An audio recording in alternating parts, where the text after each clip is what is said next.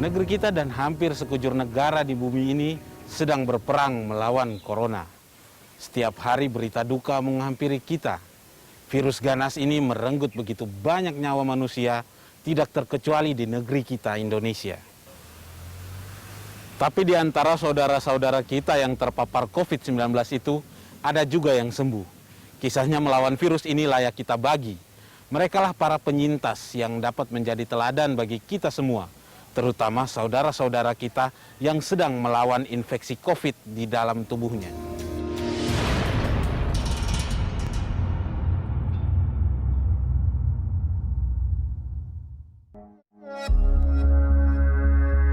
Wijayanto Samirin. Ia adalah seorang ekonom yang setahun terakhir menjadi Senior Economic Advisor Gubernur DKI Jakarta. Pada akhir Agustus lalu, Wijayanto Samirin dinyatakan positif COVID-19. Apa yang dilakukan Wijayanto saat ia berjibaku melawan COVID? Kami mewawancarai Wijayanto melalui Zoom dan menerapkan protokol kesehatan selama menjalankan liputan ini. Saya positif tanggal 27 Agustus ya. Tapi karena waktu itu kondisi saya masih sangat bagus, saya memilih untuk isolasi mandiri. Nah, tapi kira-kira 3 hari kemudian mulai sesak nafas. Dicek saturasinya sudah rendah, saturasi oksigennya sudah 92. Langsung masuk ICU, foto toraks, kemudian di situ kelihatan bahwa virus itu mulai menguasai paru-paru saya begitu ya. Kemudian infus antibodi, infus penguatan imun sistem begitu ya, suntikan macam-macam. Wijayanto berusaha menjaga kesehatan mentalnya sebagai senjata melawan COVID-19. Sebenarnya yang bertempur itu tubuh kita dengan virus. Jadi ketika tubuh kita sendiri tidak bugar, kita pesimis, kita takut, kita depresi gitu ya, kita akan kalah. Jadi sebenarnya perang melawan COVID ini adalah perang mental. Jadi mental kita harus kuat. Wijayanto berpesan, selama wabah ini belum hilang dari muka bumi, kita semua tidak boleh menyepelekan virus corona. Yang masih negatif, tolong jaga diri baik-baik. Jadi tolong pakai masker yang betul, surgery mask. Jangan asal masker karena itu tidak membantu sama sekali. Kemudian juga cuci tangan. Kemudian yang sering kita lupa, ini nasihat dokter setelah saya keluar adalah, kita selalu kumur dengan antiseptik. Rutin.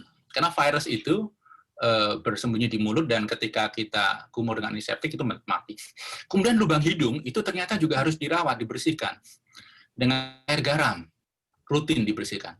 Kalau kita positif, kita langsung harus melihat CT-nya berapa. Cycle threshold-nya berapa. Kalau di bawah 30, itu berarti ganas. Jadi harus langsung ke rumah sakit. Tetapi kalau masih di atas itu, mungkin bisa isolasi mandiri. Nah, yang perlu dicek ketika isolasi mandiri adalah saturasi oksigen. Besar kecil positifnya. Oh, untung bisa 4%. Cerita lainnya datang dari Tung Desem Waringin yang dikenal sebagai seorang motivator bisnis.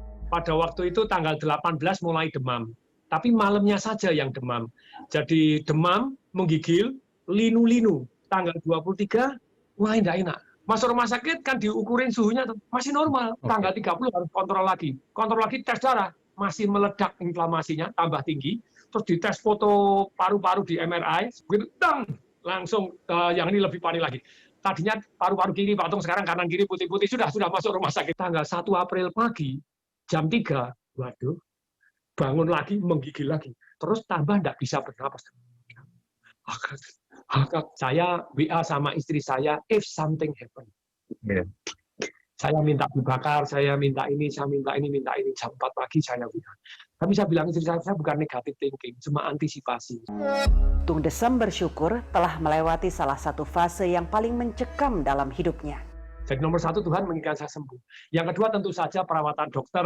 Nah yang ketiga itu adalah air hangat. Yang keempat, saya jam 4 itu kan minum VCO, Virgin Coconut Oil. Ini yang kelima, ini hati yang gembira, ini sungguh-sungguh luar biasa. Sejak saat itu suster masuk, dokter masuk, cleaning service masuk, saya nyanyiin gembira ria, hati yang gembira adalah obat yang manjur.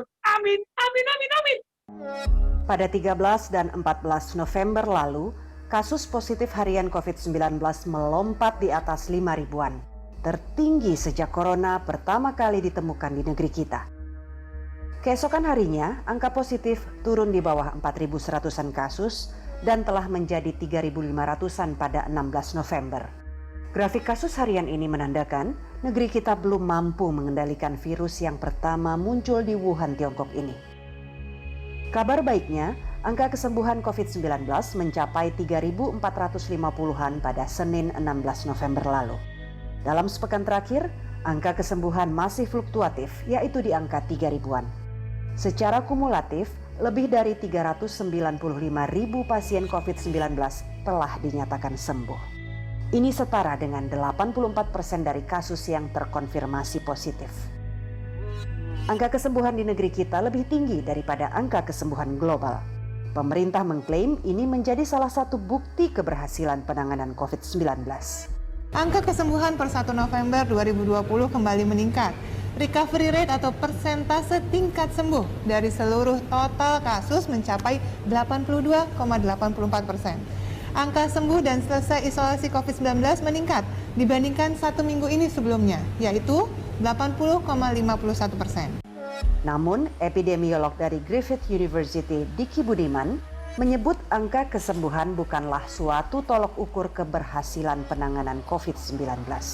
Data kepulihan ini tidak bisa kita jadikan patokan. Pertama bahwa sebagian besar dari kasus COVID-19 ini adalah kasus yang tidak bergejala, ya, tidak bergejala sehingga mendeteksinya itu luar biasa sulit, ya. Kemudian dari angka atau data kepulihan ini kita tahu bahwa sebagian besar memang pulih dengan sendirinya, terutama yang gejala ringan maupun yang tidak bergejala ini, ya. Mereka tanpa diberi intervensi apapun dengan pola hidup yang sehat, dia akan pulih. Selain itu, secara hitungan logika sederhana dari matematika saja, kalau yang namanya angka kasus pulih harusnya karena dia persentase, ya, harusnya menjadi 100% itu dia harus ditambahkan dengan angka kematian. Diki menyoroti, angka kematian Indonesia masih lebih tinggi dari angka kematian global.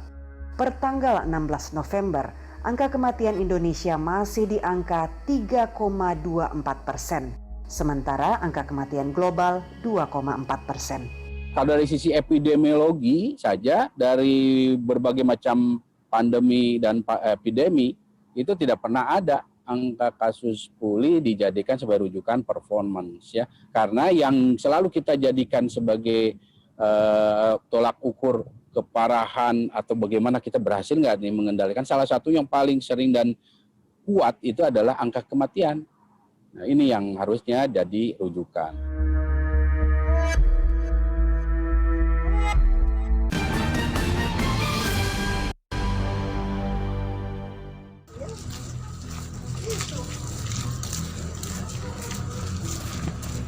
Mereka ini teman lawan COVID-19 atau Temanko. Dengan kemampuan yang mereka punya, Temanko terketuk untuk memberi dukungan kepada warga yang terinfeksi virus corona dan keluarganya. Gerakan ini lahir dari pengalaman Arawi Raswara, seorang penyintas corona yang berjuang melawan virus ini selama 4 bulanan. Itu masa yang jujur bagi saya sangat berat. Seperempat tahun itu bersama COVID. Kalau tidak ada support dari teman-teman, keluarga gitu, sahabat gitu, walaupun hanya bersifat WA untuk sekedar sharing, saya mungkin depresi kah, stres kah gitu untuk ya. Dari situ saya berpikir ketika sembuh, saya berpikir rasanya kalau teman-teman yang survivor COVID ini mau berbagi cerita dengan pasien COVID, mungkin mereka akan membantu proses penyembuhan psikis, ya. ARA bersama Salam Aid, sebuah lembaga sosial kemanusiaan dari Yayasan Progres Insani, menjalankan misi kemanusiaan ini sejak September lalu. Mereka yang tergabung dalam Temanko berjumlah 40 orang, mayoritas merupakan penyintas COVID-19. Dalam 3 bulan terakhir, sedikitnya 187 pasien corona didampingi oleh Temanko. persoalan COVID tidak hanya soal penyembuhan gejala fisik, gejala klinis, tapi juga ada kebutuhan untuk penyembuhan gejala psikis gitu, kejiwaan yang mudah-mudahan kita dari cerita para survivor ini bisa menguatkan semangat teman-teman yang sekarang sedang berjuang dengan COVID-19. Di satu sisi juga ada kebutuhan untuk mengedukasi masyarakat agar tetangga ini tidak memiliki kekhawatiran berlebihan dan kemudian mengucilkan pasien COVID-19. Aksi saling mendukung ini setidaknya membantu mengurangi beban mental warga yang terinfeksi virus corona. Mereka berbagi pengalaman, saling bicara, dan menyuntikkan semangat untuk sembuh. Penanganan corona memang tidak bisa diserahkan sepenuhnya kepada pemerintah. Masyarakat pun dengan inisiatif masing-masing diharapkan ambil bagian. Itulah yang dicontohkan oleh temanku. Di tingkat individu, perang melawan virus corona menuntut disiplin tinggi, yaitu dengan ketat menjalankan protokol kesehatan, menggunakan masker, menjaga jarak, dan menghindari kerumunan, serta rajin mencuci tangan dengan sabun. Adapun pemerintah juga tidak boleh kendor, terus menggalakkan 3T, testing, tracing, dan treatment. Tapi justru poin ini yang disorot epidemiolog Diki Budiman. Selama 9 bulan terakhir ini saya melihat pertama dari aspek testing kita walaupun ada peningkatan ya, tapi belum signifikan dan ini berbahaya. Ini berbahaya terlihat dari di mana data tes positivity rate kita yang selalu di atas 10% di lebih dari 4 bulan terakhir, yang artinya kita dalam tanda kutip membiarkan banyak orang membawa virus di masyarakat tidak terdeteksi. Dan artinya lagi terjadilah pola eksponensial pertambahan kasus yang tidak bisa kita kendalikan. Ya, artinya ini ada fenomena gunung es. Karena testingnya tidak maksimal, ya otomatis tracingnya jelas tidak maksimal. Terakhir adalah peran dari para pejabat publik, tokoh masyarakat, public figure. Ini adalah pentingnya memberikan sense of crisis, ya, kepekaan dalam situasi krisis. Secara regional, Diki menyoroti penerapan PSBB atau pembatasan sosial berskala besar di Jakarta.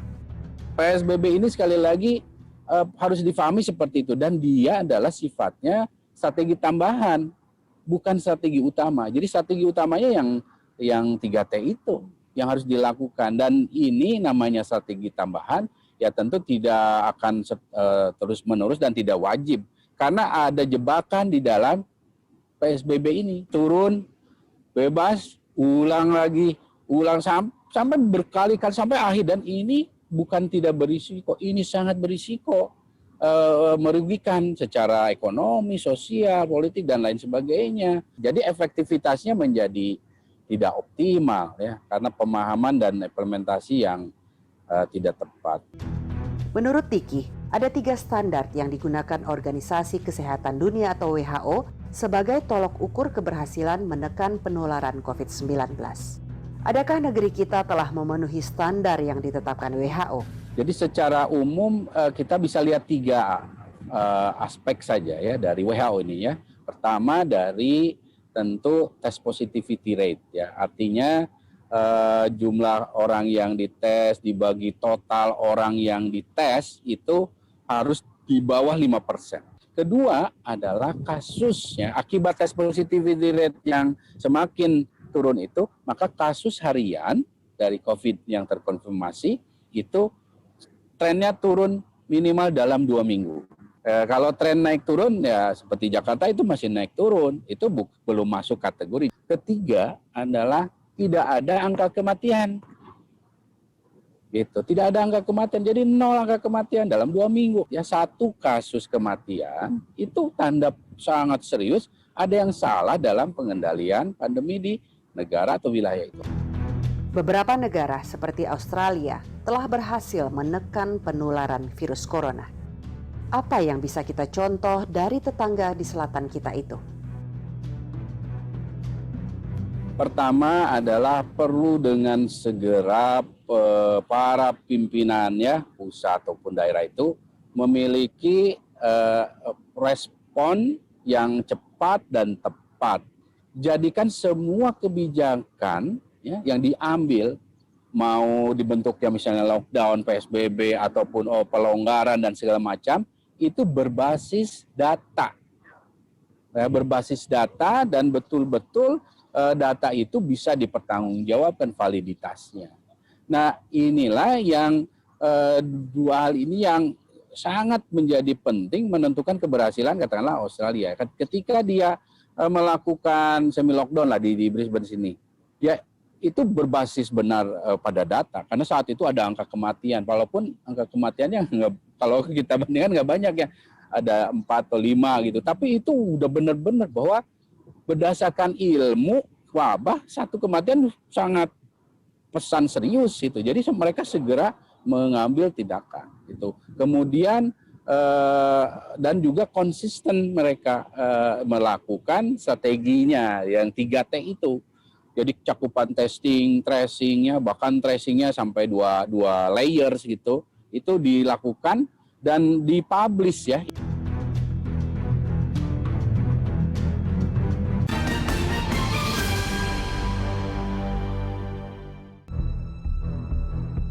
Janji pemerintah bahwa vaksin penangkal corona telah datang ke tanah air dan langsung digelar vaksinasi belum terwujud, setidaknya hingga 17 November lalu.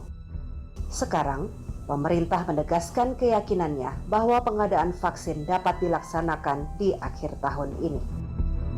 Pada Oktober lalu, Ketua Komite Penanganan COVID-19 dan Pemulihan Ekonomi Nasional Erlangga Hartarto menyatakan, jadi pengadaan vaksin sampai dengan November sampai dengan kuartal keempat itu disiapkan 271,3 juta dan tahun ini diharapkan 30 juta, di mana itu berasal dari salah satu CanSino, Sinovac, kemudian juga Sinopharm dan AstraZeneca. Kemudian yang berikut berbasis kepada Bio Farma yang mengadakan, dan pemerintah sudah menurunkan Perpres, dan ini adalah untuk pengadaan vaksin. Dan ini diperkirakan untuk 160 juta, dan ini tahapannya mungkin bisa bertahap sampai dengan tahun 2022. Kementerian Keuangan juga telah menyiapkan dana cadangan untuk pengadaan vaksin. Besarnya mencapai 34 triliunan rupiah yang terbagi dalam 2 term, yaitu pengadaan vaksin tahun 2020 dan 2021. Pemerintah menyiapkan 3 langkah dalam pencarian dan pengadaan vaksin corona. Selain dengan cara mengimpor, pemerintah juga mengembangkan calon vaksin. Perusahaan plat merah Bio Farma yang berbasis di Bandung menggandeng Sinovac Biotech dari Tiongkok. Saat ini, Bio Farma tengah melakukan uji klinis tahap 3. Uji klinis 1 itu adalah untuk melihat faktor safety daripada vaksin itu sendiri. Uji klinis 2 adalah untuk efikasinya, dan yang ketiga ini lebih kepada rekonfirmasi terhadap uji klinis 1 dan 2, tapi dilakukan dengan jumlah relawan yang jauh lebih banyak. Dan juga diawasi oleh regulator kita, yaitu Badan POM, dan juga disupport oleh Badan Penelitian dan Pengembangan Kementerian Kesehatan. Jadi kami sangat optimis uji klinis akan berjalan dengan lancar. Jika uji klinis selesai dan vaksin terbukti manjur dan aman, vaksin kerja bareng dengan Sinovac ini ditargetkan dapat diproduksi dan dibagikan pada Maret tahun depan. Sementara untuk jangka panjang, pemerintah juga mengembangkan vaksin merah putih dengan pilar Lembaga Biologi Molekuler Eijkman. Vaksin merah putih pada intinya adalah vaksin COVID-19 yang menggunakan isolat virus yang memang bertransmisi di Indonesia. Dan kemudian pengembangan bibit vaksinnya dikerjakan oleh ahli-ahli Indonesia, dan tentunya pada akhirnya produksinya pun dilakukan di Indonesia. Nah, setelah akhir tahun rencananya bibit vaksin yang sudah kita anggap teruji pada hewan tersebut atau sel mamalia tersebut, ini akan diserahkan kepada Bio Farma sebagai pihak yang nantinya akan melakukan produksi skala kecil, terutama untuk keperluan uji klinis. Seperti banyak negara, pemerintah Indonesia menggunakan gigi 4 dalam memburu vaksin corona. Menteri Kesehatan Terawan Agus Putranto dalam rapat bersama Komisi 9 DPR pada 17 November lalu memaparkan persiapan pelaksanaan vaksinasi COVID-19. Saya paparkan terkait dengan pelaksanaan vaksinasi COVID-19. ditargetkan kepada 67% dari 160 juta penduduk berusia 18 sampai 59 tahun setelah mempertimbangkan ketersediaan vaksin dan peruntukannya sampai saat ini. Vaksin COVID-19 sampai saat ini diperuntukkan pada sasaran umur 18 sampai 59 tahun dan sehat. Pelaksanaan dilakukan pendekatan melalui 2 skema, yaitu pertama, melalui vaksin program, sasarannya 32.158.276 orang yang membutuhkan 73.096.960.000 dosis. Sesuai petunjuk WHO, indicated rate global untuk vaksin, maka wastage rate-nya sebesar 15%. Skema kedua melalui vaksin mandiri dengan sasaran sekitar 75 juta orang yang membutuhkan 172 juta dosis. Untuk sistem distribusi vaksin COVID-19, untuk tahap pelaksanaan imunisasi COVID-19 selanjutnya akan menggunakan sistem sarana distribusi yang sama dengan pelayanan imunisasi rutin yang sudah berjalan.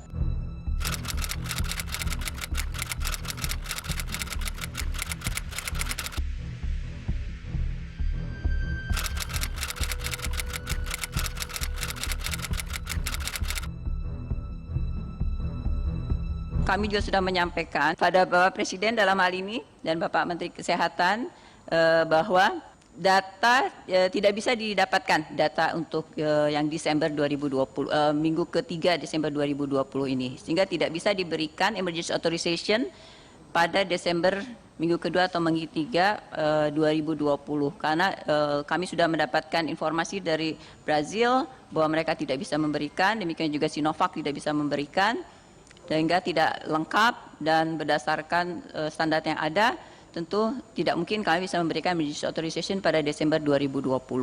Sehingga kita mundur kembali kepada rencana yang awal, yaitu emergency authorization diberikan pada minggu ketiga atau minggu keempat, minggu ketiga Januari 2021 dengan data-data sebagaimana tadi yang kami minta dari Brazil, kemudian dikombinasikan dengan yang dari uji klinik midterm analysis, interim analysis, ya pertengahan interim analysis dari hasil uji klinik di Bandung. Sekalipun vaksin yang berkhasiat dan aman telah diproduksi, tidak ada jaminan bahwa perang melawan corona langsung berakhir atau game changer. Jadi vaksin ini harus difahami bukanlah solusi ajaib dari setiap wabah yang sifatnya epidemi atau pandemi terus. Kita menemukan ternyata dari manusia menular ke hewan, ming ini, terus dari ming ini menular lagi ke manusia yang lain, terus menular lagi ke ming ini adalah pesan yang sangat serius terkait vaksin. Karena ada evolusi yang kita akan harus cermati. Kita tahu rata-rata riset vaksinnya 10 tahunan. Apalagi dengan percepatan seperti ini, kita bisa bayangkan tingkat keberhasilannya tentu akan semakin kecil. Pemerintah setiap level harus menyampaikan bahwa kita harus melakukan 3T dari sisi pemerintah dan 3M dari masyarakat. Ditambah pembatasan mobilitas dan lain sebagainya.